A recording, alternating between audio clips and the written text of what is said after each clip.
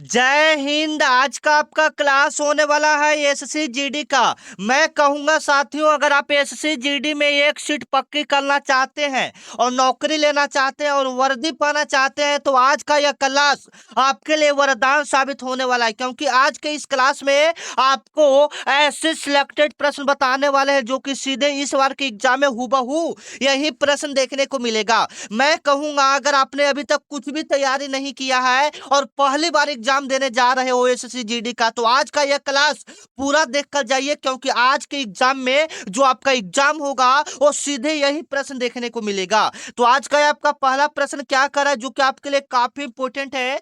चार शब्द दिए गए हैं, आपका नीचे चार शब्द दिया गया है जिसमें से तीन किसी न किसी तरह से समान है। मतलब इसमें से चार ऑप्शन में से तीन एक समान है और एक अलग है। तो विषम शब्द का चयन करें, जो अलग है आपको बताना है कि ये चार ऑप्शन में से कौन सा अलग है। और ये आपका रीजनिंग का प्रश्न है और एक ऐसा प्रश्न आपकी एसएससी जीडी के एग्जाम में देखने को मिलता है। मैं कहूंगा कि आज के इस वीडियो में आपको रीजनिंग, जीके, मैथ, हिंदी सभी को कवर करने वाला हूं, तो वीडियो को पूरा देखकर अपनी तैयारी को इतना मजबूत कर लीजिए कि एसएससी जीडी में एक सीट आपका पक्की हो जाए। तो देख लीजिएगा सवाल क्या करे जिसमें तीन किसी न किसी तरह से समान है। देख लेते हैं कैसे कैसे समान है, थोड़ा सा इंपॉर्टेंट है, आपको ध्यान देने वाला बात है।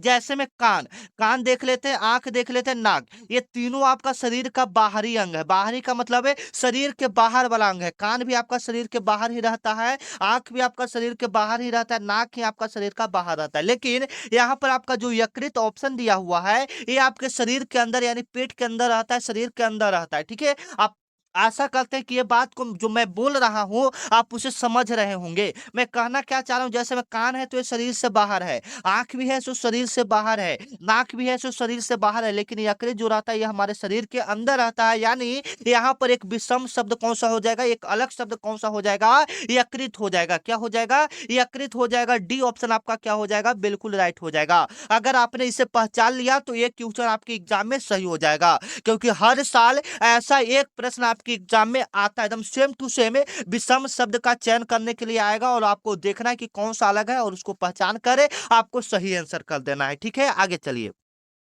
तो इसमें कोई दिक्कत नहीं होना चाहिए, बिल्कुल सिंपल प्रश्न है। अगला आ जाइए। अगला प्रश्न आपका मैथ का है, तो मैथ का भी प्रश्न आपको दिखा देते हैं कि मैथ में कैसा प्रश्न आता है। एक दुकानदार 20% की छूट देने के बाद, एक दुकानदार है जो 20% छूट देने के बाद 10% का लाभ कमाता है। जैसे में कोई सामान खरीदने गया, उसको 20% का छूट दे दिया, फिर भी वह जो दुकानदार है वह 10% का लाभ कमाता है, जिसका अंकित मूल्य 550 रुपया था। जो वस्तु था उसका फिक्स्ड प्राइस यानी अंकित मूल्य कितना था, 550 रुपया था। तो क्रय मूल्य ज्ञात करें। क्रय मूल्य कैसे ज्ञात किया जाता है, ऐसा जब भी प्रश्न रहेगा आपको हम ट्रिक की मदद से सॉल्व करना बताएंगे, जिससे आप सेकेंडों में सॉल्व कर देंगे। ठीक है, तो देखिए सेकेंड में ऐसे प्रश्नों को हम लोग कैसे सॉल्व करते हैं। आपका निकालना है क्रय मूल्य। क्रय मूल्य को इंग्लिश में कॉस्ट प्राइस यानी सीपी भी लिखते हैं, शॉर्ट में इसको क्या लिखते हैं, सीपी। इतना तो आप लोग समझ गए होंगे कि क्रय मूल्य को शॉर्ट में हम लोग क्या लिखेंगे, सीपी लिखेंगे। अब कुछ नहीं करना है, 550 आपका अंकित मूल्य है, लिख दीजिएगा 550। जो फिक्स्ड प्राइस है उतना हम लोग लिख दिए 550। उसके बाद थोड़ा सा आपको ध्यान देने वाला बात है, कितना परसेंट का छूट दिया जा रहा है, 20% का छूट दिया जा रहा है। कोई भी चीज 100% का हो रहा है उसमें 20% का छूट दिया जा रहा है, यानी 80 हो जाएगा। हो जाएगा 80, छूट दे रहा है तो 20 घटेगा, आपका 100 में से 20 घटेगा तो 80 हो जाएगा। बट्टा यहाँ पर 10% का लाभ कमा रहा है, मतलब कोई भी चीज 100% का होता है उसमें 10% का लाभ कमा रहा है, यानी कितना हो जाएगा, लाभ कहेगा तो प्लस, अगर छूट कहेगा तो माइनस करते हैं हम लोग। ठीक है, इतना तो आप लोग कर देंगे। अंकित मूल्य 550 है, 20% का छूट दिया तो 100 में 20 तो 80, और 10% का लाभ कमाता है तो 10% का लाभ कमा लिया, 110 हो गया। अब यहाँ से इसको हम लोग काटेंगे, 110 से 550 कितना बार में कटेगा, 5 बार में सीधा कटेगा। 5 में 80 से गुना होगा तो कितना आ जाएगा, 400 आ जाएगा। कितना आ जाएगा, 400 आ जाएगा। हालांकि आपका ऑप्शन दिया हुआ है ए ऑप्शन आपका क्या हो जाएगा, बिल्कुल राइट हो जाएगा। तो मैं कहूंगा कि आप इसको अच्छे से देख लीजिए, ये आपके एग्जाम में आने वाला प्रश्न है, ये चुनिंदा प्रश्न है। मैं इसलिए ये प्रश्न बता रहा हूं क्योंकि ये वाला जो प्रश्न है आपकी एग्जाम में कई बार रिपीट हो चुका है और सेम टू सेम ऐसा ही सवाल आपके एसएससी जीडी में एक सवाल हर वर्ष पूछा जाता है मैथ में। ठीक है, तो आप इसको अच्छे से देख लीजिएगा। अगर 20% का छूट देने के बाद 10% का लाभ कमाता है, अंकित मूल्य इतना है, तो क्रय मूल्य ज्ञात करें। बिल्कुल शॉर्ट ट्रिक आपको बताया, सबसे पहले 550 लिख देंगे। 20% का छूट हो रहा है, कोई भी चीज 100% का होता है तो उसमें 20% का छूट तो 80। अब बट्टा 10% का लाभ कमा रहा है तो 110 हो जाएगा। ये कटेगा कितना बार में? 5 बार में। 5 में 80 से गुना होगा, कितना आ जाएगा? 400 आ जाएगा। ठीक है, ये ऑप्शन आपका क्या हो जाएगा? बिल्कुल राइट हो जाएगा। ठीक है, आप इस प्रकार से ऐसे प्रश्नों को सॉल्व कर सकते हैं। एक बार कमेंट में लिखिए यस गुरुजी मुझे समझ में आ गया। ठीक है, कोई दिक्कत नहीं है तो एक बार कमेंट में लिखिए यस गुरुजी। सभी कोई का कमेंट आना चाहिए यस गुरुजी। चलिए अगला नंबर सवाल आपका रीजनिंग से है, जो कि थोड़ा सा इंपॉर्टेंट है, थोड़ा सा हार्ड लेवल का है, और ऐसा एक प्रश्न आपके एग्जाम में पूछा ही जाता है। ठीक है ना? दिए गए विकल्पों में से संबंधित शब्द को चुना। दिए गए विकल्प में से संबंधित शब्द को चुने। संबंधित शब्द यहाँ पर कौन सा हो जाएगा, जो कि आपके लिए काफी इंपॉर्टेंट है? जैसे में हृदय, हृदय किससे संबंधित है? तो कार्डियोलॉजिस्ट से संबंधित है। हृदय का जो बीमारी रहता है उसको किसके द्वारा ठीक किया जाता है? तो कार्डियोलॉजिस्ट के द्वारा ठीक किया जाता है। उसी प्रकार से ब्रिक, जो ब्रिक है उसको किसके द्वारा ठीक किया जाता है? आपका आंसर बिल्कुल राइट हो जाएगा। याद रखिएगा, नेफ्रोलॉजिस्ट द्वारा ठीक किया जाता है। किसके द्वारा? नेफ्रोलॉजिस्ट द्वारा ठीक किया जाता है। नेफ्रोलॉजिस्ट द्वारा ठीक किया जाता है। सी ऑप्शन आपका क्या हो जाएगा? बिल्कुल राइट हो जाएगा। हृदय को कार्डियोलॉजिस्ट द्वारा ठीक किया जाता है। उसी प्रकार से ब्रिक, ब्रिक अगर किडनी में कुछ खराबी आता है तो किसके द्वारा ठीक किया जाता है? नेफ्रोलॉजिस्ट के द्वारा ठीक किया जाता है। रीजनिंग में ऐसा एक प्रश्न पूछ दिया जाता है जो कि आपके लिए काफी इंपॉर्टेंट रहता है और आपको पहचानना रहता है, तब आप एक प्रश्न को सही कर पाएंगे। ठीक है, मैं वो वादा करता हूं कि अगर आप इस वीडियो को पूरा देख लेते हो, लास्ट तक देख लेते हो, तो यकीनन मानो कि यहाँ से आधा से ज्यादा प्रश्न आपके एग्जाम में हूबहू ऐसा ही देखने को मिलेगा, क्योंकि जो प्रश्न है वो आपके एग्जाम में कई बार रिपीटेड हो चुका प्रश्न है। ठीक है, आगे चलिए। और इस वीडियो में आपको जीके, हिंदी, मैथ सभी करवाने वाले हैं, तो कोई टेंशन की बात नहीं है। ठीक है, यहाँ पर क्या करें, उस विकल्प का चयन करें, उस विकल्प का चयन करें जो जो तीसरी संख्या से उसी प्रकार संबंधित है जो दूसरी संख्या से पहली संख्या से संबंधित है। ठीक है, मतलब पहला संख्या से जैसे दूसरा संख्या संबंधित है, उसी प्रकार से दूसरा 15 कितना से संबंधित है? तो 12 का स्क्वायर देख रहे हैं, 12 का स्क्वायर कितना हो गया? 144 हो गया। उसी प्रकार से 15 का स्क्वायर कितना हो जाएगा? 225 हो जाएगा। 15 का स्क्वायर आपका कितना हो जाएगा? 225। तो इसका राइट आंसर क्या हो जाएगा? बी हो जाएगा। इसका राइट आंसर कितना आपका हो जाएगा? बी। 12 से संबंध 144 से है, उसी प्रकार से 15 का संबंध किससे है? 225 से है। ठीक है ना? बी ऑप्शन इसका क्या हो जाएगा? बिल्कुल राइट हो जाएगा। और इस लेवल का कभी कभी एक प्रश्न आपके एसएससी जीडी में पूछा जाता है, तो मैं सजेस्ट करूंगा कि आप ऐसे प्रश्नों को अच्छे से सॉल्व करें और अपने एग्जाम में सही करें। ठीक है, आगे चलिए। 3 नंबर आपका सवाल क्या कर रहा है, जो कि आपके लिए काफी इंपॉर्टेंट है। 3 नंबर आपका सवाल है, ये एक निश्चित कूट भाषा में, एक निश्चित कूट भाषा में रोज को टी क्यू भी जी लिखा जाता है। क्या लिखा जाता है? टी क्यू भी जी लिखा जाता है। ये रीजनिंग का प्रश्न है। उसी प्रकार से लिप, लिप को उसी भाषा में कैसे लिखा जाएगा? जैसे में रोज को टी क्यू भी जी लिखा गया, उसी प्रकार को लिप को क्या लिखा जाएगा? ठीक है, तो अच्छे से देख लीजिएगा। आर है, आर के बाद टी आ गया, यानी 2 लेटर बाद आ रहा है आर एस टी, मतलब 2 लेटर छोड़ला के बाद आर के बाद टी आ रहा है, ओ के बाद क्यू आ रहा है, एस के बाद क्या आ रहा है? भी। ई के बाद क्या आ रहा है? जी, जी आ रहा है। ई एफ जी, मतलब एक एक लेटर छोड़ के दूसरा लेटर आपका आ रहा है। ठीक है ना? मतलब समझ रहे हैं मैं क्या कहना चाह रहा हूँ? आर के बाद टी आ रहा है, मतलब आर एस, एस छोड़ के एक लेटर आगे बढ़ा रहा है। उसी प्रकार से ओ, पी छोड़ के क्यू बढ़ा रहा है। उसी प्रकार से हम लोग लिप में भी करेंगे। एल, एल के बाद आपका क्या आएगा? एम आएगा, तो एम नहीं होगा, एन होगा। एम तो छोड़ना है ना आपको, तो एन हो जाएगा। ठीक है ना? क्या हो जाएगा? एन। एल के बाद क्या हो जाएगा? एन हो जाएगा। तो यहाँ पर एन लिखेंगे। फिर ई के बाद क्या हो जाएगा? एफ, ई एफ, एफ को छोड़ देंगे तो क्या हो जाएगा? जी हो जाएगा। हो जाएगा, इतना तक तो आपको समझ में है। फिर ए है तो बी छोड़ेंगे तो सी हो जाएगा। ठीक है, इतना तक तो आपको समझ है। उसी प्रकार से आगे, उसी प्रकार से आगे एफ है तो जी छोड़ेंगे तो एच हो जाएगा। ठीक है, एन एफ सी एच। आपको थोड़ा सा माइंड लगाइएगा, आपका बिल्कुल सही हो जाएगा। ए ऑप्शन आपका क्या हो जाएगा? बिल्कुल राइट हो जाएगा। एकदम इंपॉर्टेंट सवाल है जो कि इस बार के एग्जाम में देखने को मिलेगा। चलिए 4 नंबर आपका सवाल क्या कर रहा है, जो कि आपके लिए काफी इंपॉर्टेंट है। निम्नलिखित श्रृंखलाओं में प्रश्नवाचक चिन्ह के स्थान पर क्या आएगा? प्रश्नवाचक चिन्ह दिया हुआ है आपका, और वहां पर कौन सा चीज आएगा? ठीक है, आपको थोड़ा सा ध्यान से देखना है यहाँ पर क्या संख्या आएगा। जैसे में 5 से 11 कैसे बढ़ रहा है, तो देख रहे हैं 5 से 11 तो जोड़ नहीं हो रहा है, नहीं होगा जोड़। अब थोड़ा सा मल्टीप्लाई, देख रहे हैं 5 दूनी 10, 2 गुना करके एक जोड़ा हुआ है, 2 गुना करके क्या क्या है? एक जोड़ा हुआ है। 5 दूनी 10 और एक 11। उसी प्रकार से 11 दूनी 22 और एक 23, 23 दूनी 46 और एक 47, 47 दूनी 94, एक 95, मतलब 2 से गुना करके एक जोड़ा हुआ है। उसी प्रकार से 95 में 2 से गुना करेंगे तो 190, और एक जोड़ेंगे तो क्या आ जाएगा? 191 आ जाएगा। बी ऑप्शन आपका क्या हो जाएगा? बिल्कुल राइट हो जाएगा। आशा करें ये सब प्रश्न आप समझ रहे हैं, बिल्कुल इंपॉर्टेंट है, आपके एसएससी जीडी में आने वाला प्रश्न है। चलिए अगला नंबर सवाल को देख लेते हैं जो कि आपके लिए काफी इंपॉर्टेंट है। सवाल सवाल क्या कर रहा है जो कि आपके लिए काफी इंपॉर्टेंट है। सवाल आपका कह रहा है कि शब्दकोश डिक्शनरी के अनुसार निम्नलिखित शब्दों का व्यवस्थित करना है। ये चार आपका दिया हुआ है और इसको सही से व्यवस्थित करना है। तो सबसे पहले क्या व्यवस्थित होगा, सब में देख रहे हैं कि शुरुआत में सब में ए है तो नहीं व्यवस्थित होगा, उसके हिसाब से तो नहीं व्यवस्थित होगा। पी भी देख रहे हैं, पी भी यहाँ पर व्यवस्थित है तो पी भी नहीं होगा, पी भी नहीं होगा। क्योंकि देखिए यहाँ पर थोड़ा सा ध्यान से देखिएगा, ए सब में है तो नहीं व्यवस्थित, इसके हिसाब से तो नहीं व्यवस्थित होगा। फिर पी पी पी पी इसके हिसाब से भी नहीं व्यवस्थित होगा।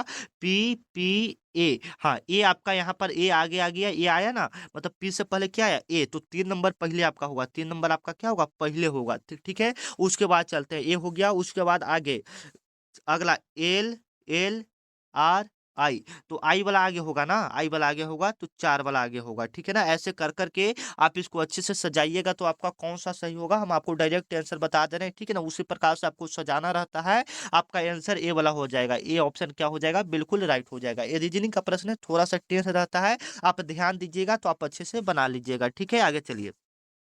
अगला नंबर सवाल ब्लड रिलेशन से है जो कि आपके लिए काफी इंपॉर्टेंट है। ब्लड रिलेशन से प्रश्न आपका क्या कर रहा है जो कि आपके लिए काफी इंपॉर्टेंट है। एक महिला की ओर इशारा करते हुए, एक महिला की ओर इशारा करते हुए रमन ने कहा वह मेरे दादा का, मतलब रमन यहाँ पर मान लीजिए एक व्यक्ति है, कह रहा है कि वह मेरे दादा का इकलौता पुत्र का, मतलब उसके दादा का पुत्र कौन हो जाएगा, उसके पापा हो जाएंगे। इतना तो समझ है ना आपको। देखिए रमन कह रहा है ना कि मेरे दादा का पुत्र का, मेरे दादा का, तो रमन के दादा ही हो गए, इसके पुत्र कौन हो जाएगा, तो रमन के पिताजी हो जाएंगे। मेरे दादा के इकलौता पुत्र का, मतलब उसके पुत्र का, मतलब उसके पापा की पुत्री है, पुत्री मतलब बेटी है, क्या है बेटी है, तो उसके पापा की बेटी है। तो ये दोनों में क्या संबंध होगा, भाई बहन का होगा संबंध। उस महिला का रमन से क्या संबंध है, तो बहन का संबंध है। ठीक है, थोड़ा सा दिमाग लगाइएगा, आपका बिल्कुल राइट आंसर आ जाएगा। C option is the right answer.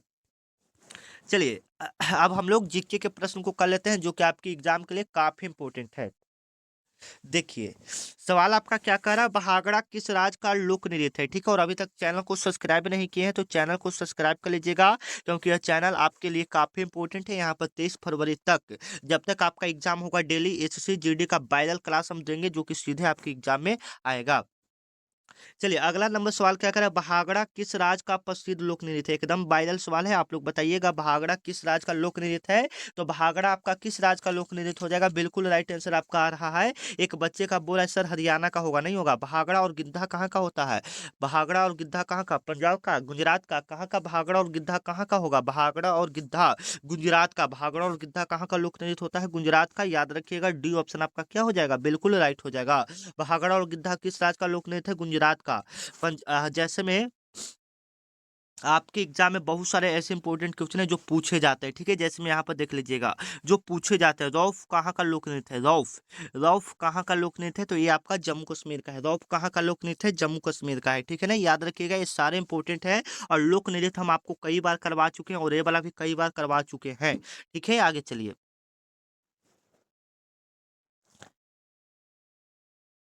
यहाँ पर थोड़ा सा आपका गलत हो रहा है। ठीक है, यहाँ पर थोड़ा सा आपका गलत हो रहा है। ठीक है, भागड़ा किस राज्य का प्रसिद्ध त्योहार है, तो ये पंजाब का हो जाएगा। कहाँ का हो जाएगा, पंजाब का। और यहाँ पर गुजरात का गरबा और डांडिया होता है। थोड़ा सा बिग मिस्टेक हो गया, आप लोग थोड़ा सा अपडेट कर लीजिएगा। गुजरात क्या हो जाता है, गरबा और डांडिया। गुजरात का क्या हो जाता है, गरबा और डांडिया हो जाता है। गुजरात का लोक नृत्य क्या होता है, गरबा और डांडिया। और भागड़ा किस राज्य का है, पंजाब का। ठीक है, थोड़ा सा आपका बिग मिस्टेक यहाँ पर हो गया ऊपर नीचे ऑप्शन देखने में। ठीक है, कोई टेंशन की बात नहीं है, फिर से एक बार हम आपको क्लियर कर देते हैं। बहागड़ा किस राज्य का लोक नृत्य है, बहागड़ा आपका कहाँ का हो जाएगा, पंजाब का। और यहाँ पर देख लीजिएगा गरबा और डांडिया, गरबा और डांडिया कहाँ का हो जाएगा, गुजरात का हो जाएगा। बिहू कहाँ का हो जाएगा, ये आपके एग्जाम में पूछा गया सवाल है, तो बिहू आपका असम का होता है। ठीक है, चलिए अगले नंबर सवाल को चलते हैं जो कि आपके लिए काफी इंपॉर्टेंट है। 2 नंबर सवाल आपका क्या कह रहा है जो कि वेरी वेरी इंपॉर्टेंट सवाल है। अनुच्छेद 17 का संबंध किससे, ये वाला भी प्रश्न मैं आपको कई बार करवा चुका हूँ। तो यह छुआछूत से संबंधित है, यानी अस्पृष्टता से का अंत से संबंधित है, छुआछूत के अंत से संबंधित है, उसी को हम लोग अस्पृष्टता बोलते हैं। ठीक है, बी ऑप्शन आपका क्या हो जाएगा, बिल्कुल राइट हो जाएगा। चलिए अगला नंबर सवाल क्या कह रहा है, नीली क्रांति का संबंध किससे है? नीली क्रांति का संबंध किससे? ब्लू रेवोल्यूशन का संबंध किससे? तो नीली क्रांति का संबंध है उत्पादन से। नीली क्रांति का संबंध किससे? मछली उत्पादन से है। उसी प्रकार से दूध दूध का देखेंगे तो श्वेत क्रांति का हो जाएगा, हरित क्रांति का कृषि से हो जाएगा, और पीली क्रांति का तिलहन से हो जाएगा। ठीक है, चलिए अगला नंबर सवाल है, तराइन का प्रथम युद्ध कब लड़ा गया था? तराइन का प्रथम युद्ध कब लड़ा गया था? तो याद रखिएगा 1191 ईस्वी में तराइन का प्रथम युद्ध लड़ा गया था। किसके किसके बीच लड़ा गया था? तो मोहम्मद गौरी और पृथ्वीराज चौहान के बीच लड़ा गया था। ठीक है, मोहम्मद गौरी और पृथ्वीराज चौहान के बीच लड़ा गया था। ठीक है, 5 नंबर प्रश्न को देख लेते हैं जो कि आपके लिए काफी इंपोर्टेंट है। भारत के वर्तमान मुख्य चुनाव आयुक्त कौन है? भारत के वर्तमान मुख्य चुनाव आयुक्त कौन है? तो याद रखिएगा अभी वर्तमान में राजीव कुमार है। कौन है? राजीव कुमार है। ये ऑप्शन आपका क्या हो जाएगा? बिल्कुल राइट हो जाएगा। आगे चलते हैं, अनुच्छेद 51, अनुच्छेद 51 में क्या शामिल है? ठीक है, एकदम इंपॉर्टेंट है। अनुच्छेद 51 में क्या आपका शामिल है? तो याद रखिएगा अनुच्छेद 51 में आपका फंडामेंटल ड्यूटीज शामिल है, यानी मौलिक कर्तव्य शामिल है। बी ऑप्शन आपका क्या हो जाएगा? बिल्कुल राइट हो जाएगा। चलिए 7 नंबर आपका प्रश्न है, जालियांवाला बाग हत्याकांड कहाँ हुआ था? याद रखिएगा जालियांवाला बाग हत्याकांड आपका कहाँ हुआ था? तो ये आपका अमृतसर पंजाब में हुआ था। जालियांवाला बाग कहाँ में हुआ था? अमृतसर पंजाब में हुआ था। बी ऑप्शन आपका क्या हो जाएगा? बिल्कुल राइट हो जाएगा। अगर अभी तक आप लोग व्हाट्सएप ग्रुप में एसएससी जीडी वाले व्हाट्सएप ग्रुप को ज्वाइन नहीं किए हैं, यहाँ पर आपको व्हाट्सएप नंबर दिख रहा है, इस पर आपको एसएससी जीडी लिखकर मैसेज करना है। इस पर आपको क्या लिखकर मैसेज करना है? एसएससी जीडी लिखकर मैसेज करना है, फिर आपको व्हाट्सएप ग्रुप में जोड़ दिया जाएगा। आगे चलिए अगला नंबर सवाल क्या करें, नीति आयोग का अध्यक्ष कौन होता है? नीति आयोग का अध्यक्ष कौन होता है? याद रखिएगा 8 नंबर काफी इंपोर्टेंट है। तो नीति आयोग का अध्यक्ष आपका कौन होता है? प्रधानमंत्री होता है। कौन होता है? प्रधानमंत्री होता है। और नीति आयोग का स्थापना 2015 ईस्वी में हुआ था। कब हुआ था? 2015 ईस्वी में हुआ था। ठीक है, आगे चलिए 9 नंबर आपका सवाल है, हड़प्पा सभ्यता का खोज किसने किया था? एकदम पॉपुलर सवाल है, हड़प्पा सभ्यता का खोज किसने किया था? तो दयाराम साहनी ने किया था। बी ऑप्शन आपका क्या हो जाएगा? बिल्कुल राइट हो जाएगा। 10 नंबर प्रश्न आपका क्या करा है जो कि आपके लिए काफी इंपोर्टेंट है। संतोष ट्रॉफी किस खेल से संबंधित है? संतोष ट्रॉफी आपका किस खेल से संबंधित है? 10 नंबर काफी इंपोर्टेंट सवाल है, संतोष ट्रॉफी किस खेल से संबंधित है? तो याद रखिएगा संतोष ट्रॉफी किस खेल से संबंधित है? फुटबॉल से संबंधित है। किससे संबंधित है? फुटबॉल से। सी ऑप्शन आपका क्या हो जाएगा? बिल्कुल राइट हो जाएगा। 11 नंबर आपका सवाल है, आंखों का तारा। आंखों का तारा हिंदी का सवाल यहाँ पर ऐड कर दिया है। आंखों आंखों का तारा मुहावरे का अर्थ क्या है? बहुत प्यारा। क्या होता है? बहुत प्यारा हो जाएगा। बी ऑप्शन आपका क्या हो जाएगा? बिल्कुल राइट हो जाएगा। 12 नंबर आपका सवाल क्या कर रहा है? 12 नंबर आपका सवाल है, अमृत का पर्यायवाची शब्द क्या होगा? अमृत का पर्यायवाची शब्द क्या होगा? याद रखिएगा अमृत का पर्यायवाची उल्टा क्या होगा? उल्टा नहीं पूछ रहा है यहाँ पर, पर्यायवाची मतलब समान अर्थ वाला पूछ रहा है। तो अमृत को और हम लोग सुधा भी बोलते हैं। बी ऑप्शन आपका क्या हो जाएगा? बिल्कुल राइट हो जाएगा। 13 नंबर आपका बिल्कुल राइट क्वेश्चन है जो कि आपके एग्जाम में पूछा जाता है, चूज द करेक्ट। ये आपका किस में पूछा जाता है? रीजनिंग में। करेक्ट द स्पेलिंग, इसमें से कौन सा करेक्ट स्पेलिंग है? शुद्ध वर्तनी शब्द इसमें कौन सा है? ठीक है, आपको बताना है कौन सा यहाँ पर सही होगा। तो देखिए कमिटी जो लिखाता है आपका इस प्रकार से लिखाता है, COMMITEE। कमिटी मतलब होता है, क्या होता है? कोई बच्चे बता सकते हैं? Committee, committee. ठीक है, कमिटी यहाँ पर बिल्कुल ये आपका सही है। ये वाला कमिटी यहाँ पर बिल्कुल सही लिखा हुआ है। ठीक है, आगे चलिए शुद्ध वर्तनी का चयन करें, चूज द करेक्ट स्पेलिंग। यहाँ पर कौन सा शुद्ध वर्तनी वाला है? ठीक है, तो जिसमें दोनों ज आधा होता है, जिसमें दोनों ज क्या होता है? आधा, वो वाला बिल्कुल सही होता है। बी ऑप्शन आपका क्या हो जाएगा? बिल्कुल राइट हो जाएगा। 15 नंबर आपका प्रश्न है जो कि आपके लिए काफी इंपोर्टेंट है, गौतम बुद्ध ने अपना प्रथम उपदेश कहाँ दिया था? तो याद रखिएगा सारनाथ में दिए थे। कहाँ में दिए थे? सारनाथ में गौतम बुद्ध ने अपना पहला उपदेश दिए थे। इनका ज्ञान की प्राप्ति बोध गया में, जन्म लुम्बिनी में, मृत्यु कुशीनगर में। ठीक है, आगे चलिए 16 नंबर आपका सवाल है कि ध्वनि की तीव्रता किसमें मापी जाती है? तो ध्वनि की तीव्रता हम लोग डेसिबल में मापते हैं। बी ऑप्शन आपका क्या हो जाएगा? बिल्कुल राइट हो जाएगा। 17 नंबर सवाल को देखते हैं जो कि आपके लिए काफी इंपोर्टेंट है। 17 नंबर आपका सवाल है, आयात का उल्टा क्या होगा? आयात का मतलब होता है देखिए आयात मतलब लाना, भेजना, निर्यात। ठीक है, ये ऑप्शन आपका क्या हो जाएगा? आयात का उल्टा क्या हो जाएगा? निर्यात हो जाएगा। विटामिन सी का रासायनिक नाम क्या होता है? स्कॉर्बिक एसिड होता है। बी ऑप्शन आपका क्या हो जाएगा? बिल्कुल राइट हो जाएगा। विटामिन ए का रासायनिक नाम रेटिनॉल होता है। विटामिन डी का क्या होता है? कैल्सिफेरॉल होता है। ठीक है, आ गया ये भारत की सबसे लंबी नदी कौन सा हो जाएगा? गंगा नदी हो जाएगा, जिसकी लंबाई 2525 किलोमीटर है। जिसकी लंबाई आपका कितना है?